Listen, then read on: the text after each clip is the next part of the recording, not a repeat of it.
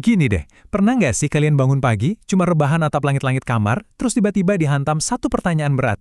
Sebenarnya gue ini berguna nggak sih? Mari kita jujur-jujuran aja ya, kita semua pasti pernah ada di titik terendah itu. Ngerasa capek banget secara mental, dihantui sama yang namanya imposter syndrome atau sindrom penipu, dan mikir kalau apapun yang udah kita lakuin, tuh rasanya nggak pernah cukup. Perasaan nggak berharga ini nyata banget dan sumpah itu nguras energi. Tapi gimana kalau aku kasih tahu kalian bahwa perasaan itu sama sekali nggak mencerminkan realitas tentang siapa kalian sebenarnya? Makanya, selamat datang di sesi bedah materi kita kali ini. Kita bakal ngebahas tuntas satu tema penting. Menjadi versi terbaik karena kamu bukan produk gagal semesta. Ya, kamu dengar itu benar. Hari ini kita bakal langsung bongkar mitos yang bilang kalau kamu itu nggak berharga. Dan ngeliat gimana caranya merombak total cara pandang tersebut. Kita akan bahas strategi-strategi praktis yang membuktikan kalau kamu tuh sebenarnya sebuah keajaiban yang udah direncanakan matang. Dan percayalah, pemahaman ini bisa benar-benar ngubah hidup kalian 180 derajat. Oke, mari kita selami ini dari fondasi paling dasar. Kita sebut ini logika keberadaan. Logikanya tuh gini, alam semesta itu nggak pernah dan nggak akan pernah menciptakan sesuatu tanpa fungsi. Coba deh dipikirin sebentar. Kalau sebuah atom mikroskopis aja yang bahkan nggak kelihatan sama mata telanjang, punya peran super krusial buat ngejaga keseimbangan kosmos, apalagi kalian. Manusia yang diciptakan lengkap dengan akal luar biasa dan perasaan yang super kompleks, kalian ada di sini tuh bukan kebetulan belaka loh. Ada sebuah kekosongan spesifik di dunia ini, mungkin di keluarga kalian, di lingkungan, atau di tempat kerja, yang secara harfiah cuma bisa diisi oleh kehadiran kalian doang.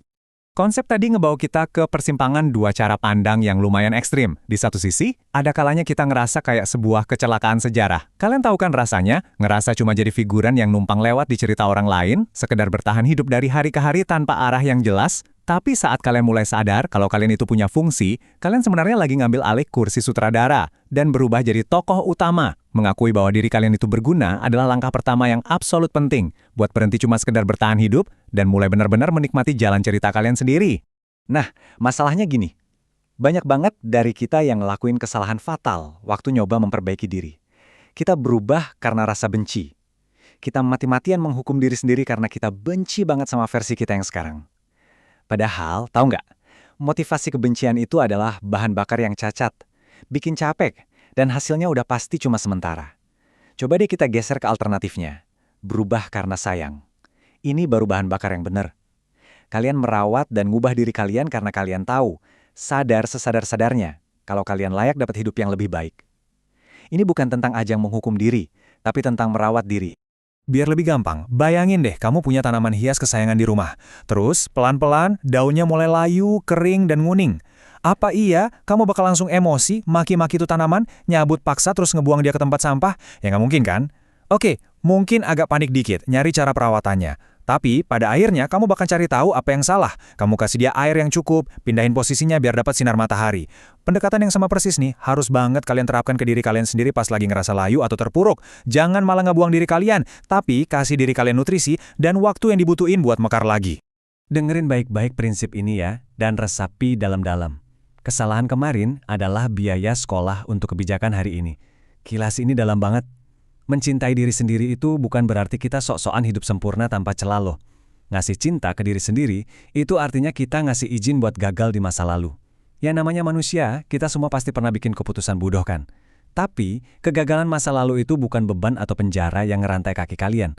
Anggap aja itu uang pangkal atau biaya pendidikan yang udah kalian lunasin, buat dapetin semua kebijaksanaan yang kalian punya hari ini. Terus buat nyampe ke versi terbaik itu, modal semangat doang nggak cukup, kita butuh kompas yang bener. Sering banget kita terjebak sama yang namanya metrik eksternal, ngukur harga diri dari seberapa banyak orang yang tepuk tangan, seberapa banyak jumlah likes di sosmed atau validasi dari orang lain. Udah deh, kita harus putus rantai validasi toksik itu sekarang juga. Geser fokus kalian 100% ke metrik otentik, seberapa tenang, seberapa damai, dan seberapa bangganya kalian pas lagi natap bayangan sendiri di cermin. Memusatkan energi murni buat pertumbuhan di dalam diri, itu tuh kunci utama dari kedamaian yang sejati. So, apa strategi yang paling masuk akal dan berkelanjutan buat wujudin itu semua?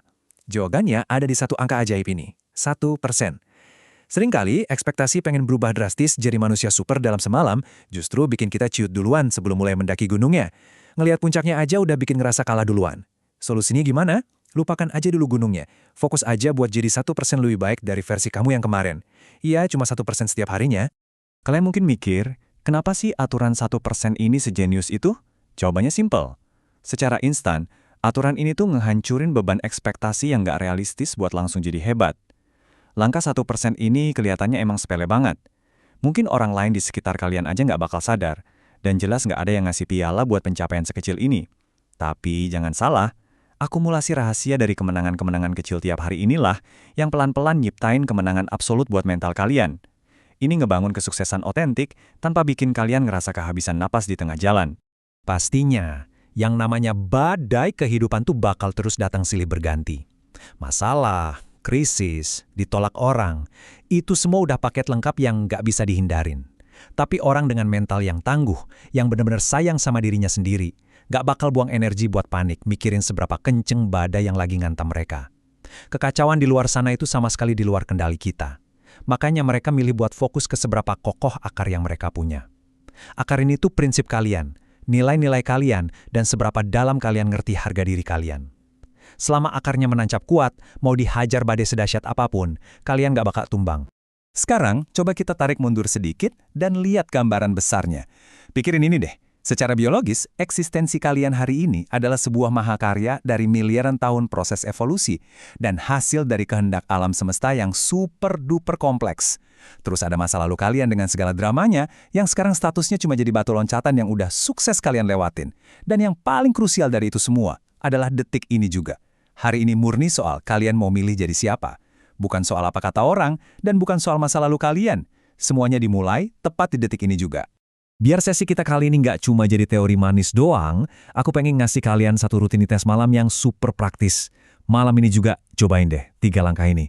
Pertama, tulis 3 hal sekecil apapun yang kalian syukuri dari diri kalian hari ini.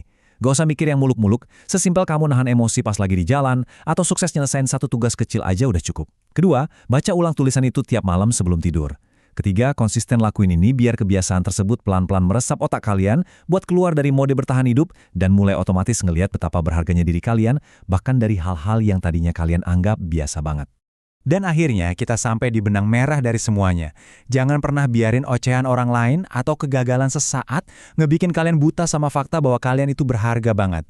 Kita udah sama-sama setuju kan tadi, kalau kalian punya ruang dan peran yang nggak bisa digantiin oleh siapapun di alam semesta ini. Jadi, pertanyaan terpentingnya sekarang adalah, maukah kalian bangun besok pagi, milih buat benar-benar mencintai diri kalian sendiri, dan dengan kepala tegak nunjukin ke dunia kenapa kalian pantas dilahirkan?